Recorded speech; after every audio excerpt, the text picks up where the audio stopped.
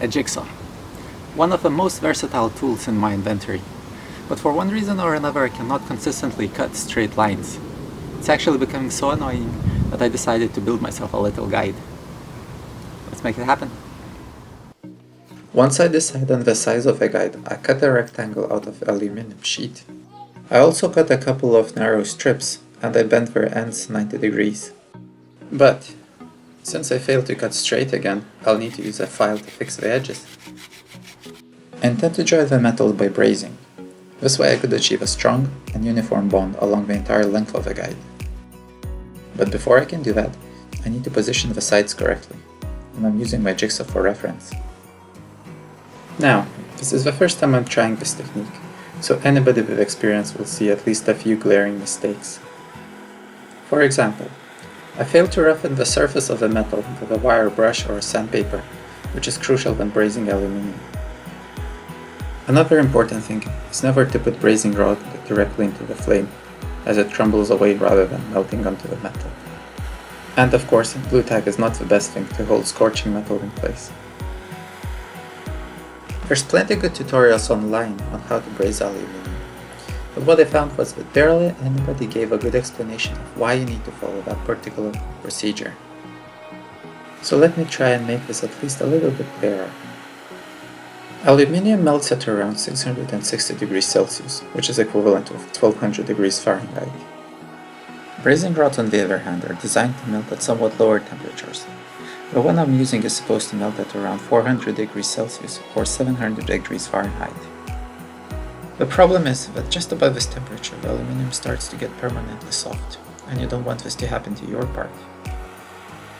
That's why you're always instructed to dab the contact area with a brazing rod often.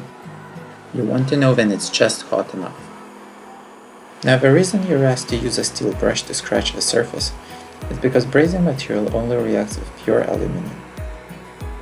However, aluminium reacts with the oxygen in the air and gets covered by a thin layer of aluminium oxide, which prevents the brazing material from sticking. It means that I could only produce a very weak bond. But the brazing rod should melt anyway. And yet, it doesn't.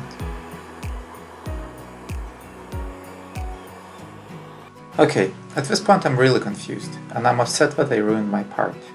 I'm doubting myself, but I'm also suspicious of the brazing rods I used. I didn't want to give up so easily, so a few days later I got my hands on a few different types of brazing rods, which I decided to test. The ones on the left are the ones I used. 10 of those cost me just over $6. As you can see, they have a flux core which should aid when brazing. The ones in the middle are slightly more expensive.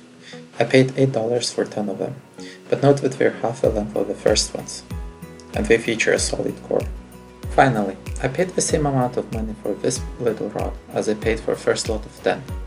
It's a market standard, so it means that if I cannot get it to melt, that means there's something wrong with my technique.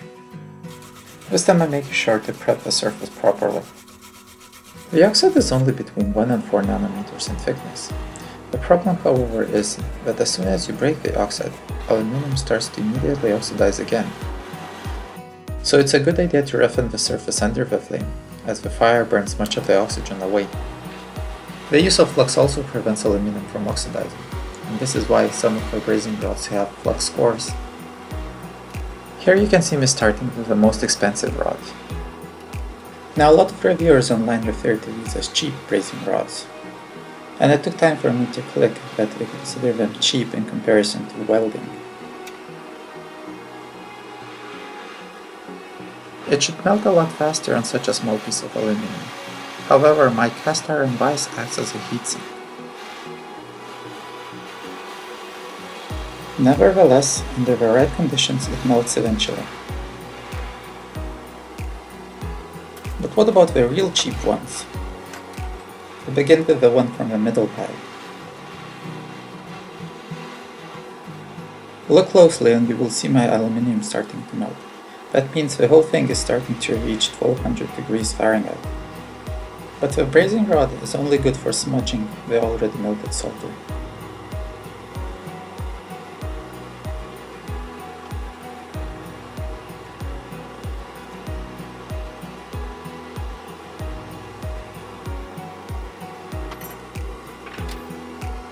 I'm switching to the cheapest one of the three.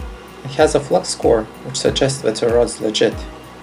But you might have guessed, it's as useless as the one before it. A portion of my aluminum piece is about to turn into liquid, but the rod hasn't even scratched the surface. So let me give you a piece of advice which I haven't seen anywhere else.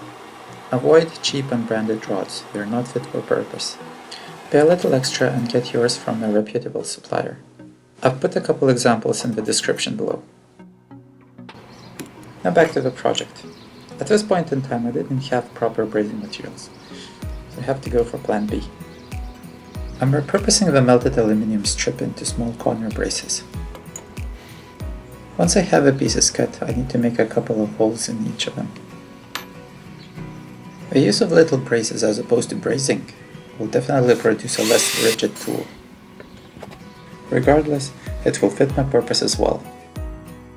Finally, I can bend them 90 degrees. I could have gone for more if I wanted to make the guide a little stronger, but I think 4 on each side will do. Now I need to make corresponding holes on the side strips. I'll use rivets for this project. I need to insert a correct length rivet for both of the holes, mount a rivet gun, and squeeze until it pops. I like rivets. They blend in a lot nicer than a regular bolt could. Having fastened all 8 braces, I can now join both strips together. To do so, I'm riveting a larger corner bracket. At this point, I'm almost ready to join the sides to the bottom. I just need to solve a little problem first. However smooth, the rivet heads are in the way of a jigsaw. I can solve this by bending the strips in a certain manner. Of course, I wouldn't have had this problem if I was able to braze the sides to the bottom. Nevertheless, it's not a hard issue to fix. Now I can rivet the sides to the bottom. Same as before, I'm drilling a hole, putting a rivet through, and finishing it with a rivet gun. Next, I need to cut a narrow gap along the entire length of the guide for my jigsaw blade. For this, I first drill a series of holes. They will later serve as access points. Then, with a very jigsaw, I simply need to cut along the guide. Lastly, I'm using my Dremel to make the gap a little wider. The reason being that once I switch to the wooden blades, I don't want the teeth to catch the edges, as they tend to be a little wider. And that's it. Not necessarily the prettiest of things. It's a tool, and I like it. Let's put it to the test. While I'm doing this, I just wanted to say that all I was after was a simple guide, but in the end, I happened to learn how to braze aluminum.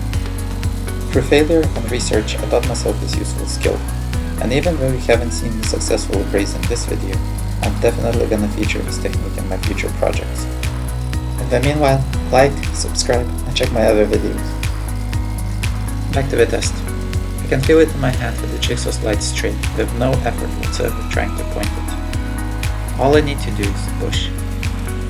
You can immediately see that the edge is really straight, and that's perfect for almost all of my application. However, if you looked really close, you could see a couple of imperfections after all. They're there because in between the braced points on the guide, the thin aluminum walls were able to bend a little bit. If I wanted to fix this, I could simply go back and rivet more angle brackets to the guide. Nevertheless, I'm really happy with the result. This guide will prove useful in my future projects. In fact, I'm gonna use it in my next project. I'll be making my kids a sandbox with a nice lid which folds out onto 2 benches. Stick around and you'll see. You can also click the link on the left side of your screen and see how happy my kids were when I made them a slide. For now, thanks for watching. Like, subscribe, and I'll see you next time.